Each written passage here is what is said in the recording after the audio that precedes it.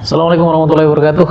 Kembali lagi di podcast SMK Negeri 7 Guru, dan di samping saya sudah ada Duta Pembicara Muda Indonesia, Bapak Hairun Ali.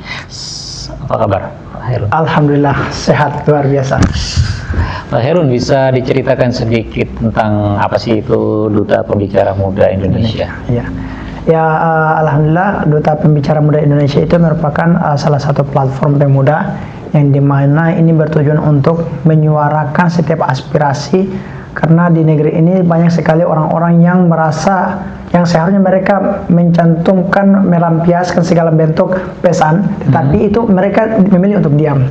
Nah, itulah kenapa Duta Pembicara Muda ini hadir untuk bisa memberikan motivasi ataupun wadah kepada orang-orang untuk bisa menyampaikan aspirasi. Terus dapatnya dari mana? Untuk saya dapat itu di Instagram, karena zaman sekarang itu kalau kita membuka Instagram itu semua hal bisa dapat kita ketahui, entah itu dari menjadi seorang duta, menjadi seorang volunteer, dan juga menjadi mencari tempat untuk kita magang. Gitu.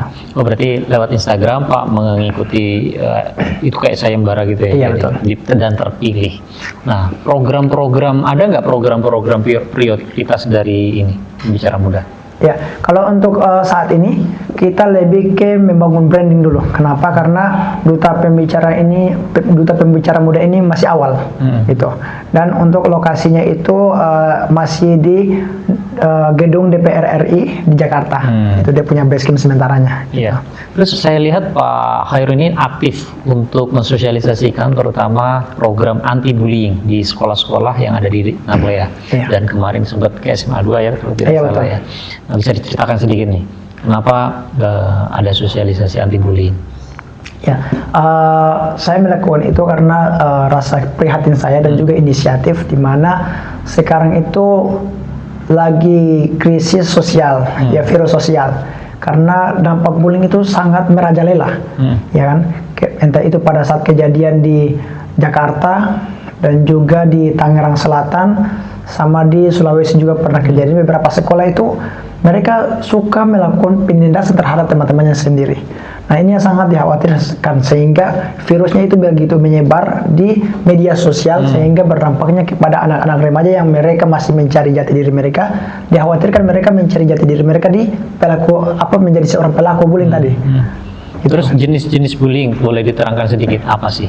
Banyak kan macam-macamnya, boleh diterangkan bullying itu apa sih? Nah, kalau untuk bullying sendiri itu yang perlu kita ketahui bahwa bullying itu sebuah bentuk penindasan di mana dilakukan oleh seseorang terhadap orang lain, dan itu terjadi secara berulang-ulang.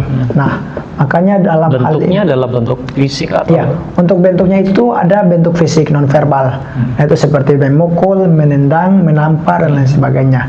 Yang kedua ialah bentuk verbal. Verbal itu secara menghina, mencaci maki, dengan ucapan, memprovokator dengan ucapan verbal. Terus ada juga antar saudara. Nah, antar saudara itu biasanya diakibatkan karena orang tuanya itu suka membandingkan adik-adik kakaknya itu. Nah, itu sehingga terjadi cekcok antara adik kakak tadi. Nah, yang selanjutnya adalah sosial, bullying secara sosial. Cyberbullying.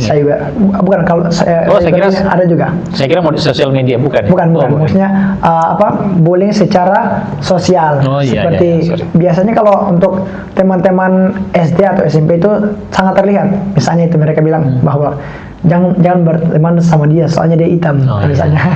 Soalnya dia gak sadar bahwa dia bilang hitam padahal dia lebih hitam. Gitu.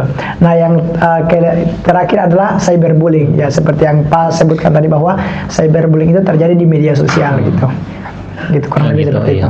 Nah, kalau Pak Hairun melihatnya sendiri, fenomena yang terjadi saat ini adalah banyak sekali di media sosial ya, yang mencuat kabar berita bahwasanya ada yang sampai bunuh diri, yang nggak apa-apa ya, nanti kita akan ada yang sampai melukai karena dia mungkin menyimpan dendam bertahun-tahun karena dibully, korban bullying, sehingga sampai seperti ini. Faktor apa sih sebenarnya yang membuat?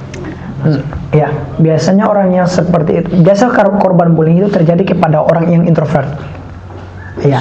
jarang bergaul. Iya, agak jarang bergaul, sehingga orang yang merasa ekstrovert tadi mempunyai sekelompok orang untuk menindas orang tersebut, misalnya kayak palak, ya kan, terus juga suka dihina, karena mereka itu ketika dihina mereka memilih untuk memendam, itu yang sangat dikhawatirkan.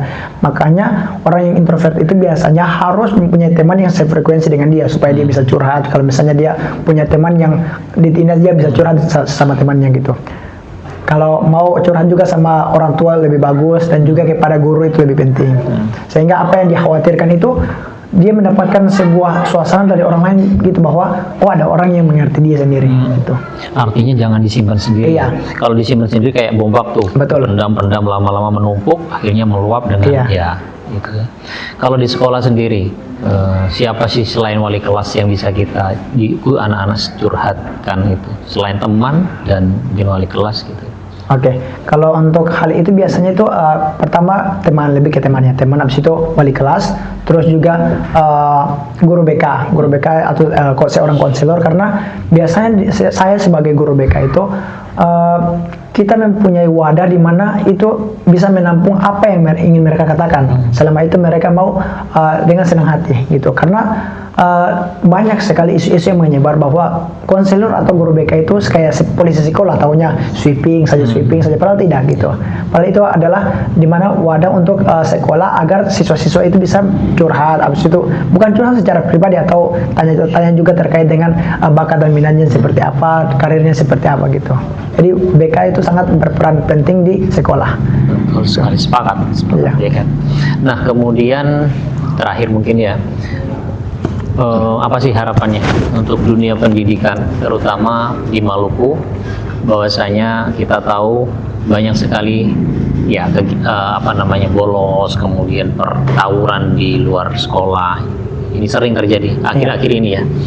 Harapannya apa sih dari Pak Khairun sendiri? Ya, untuk harapannya itu segala hal yang kita lakukan itu perlu adanya kerjasama.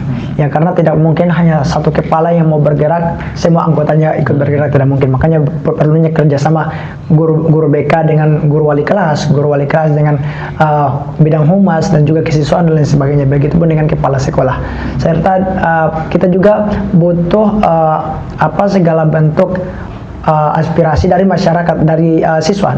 Kalau misalnya terjadi bullying harus melapor, jangan hanya dipendam. Itu yang kita harapkan supaya kedepannya itu mereka tidak lagi merasa ditindas gitu, supaya bisa mereka meluapkan apa yang mereka pendam selama ini. Betul, sepakat bahwasanya jangan dipendam. Kalaupun memang di sekolah tersebut banyak terjadi kasus perkelahian dan lain sebagainya, ada kolaborasi ya antar guru, antar kepala sekolah, antar wakilnya dan lain sebagainya. Betul.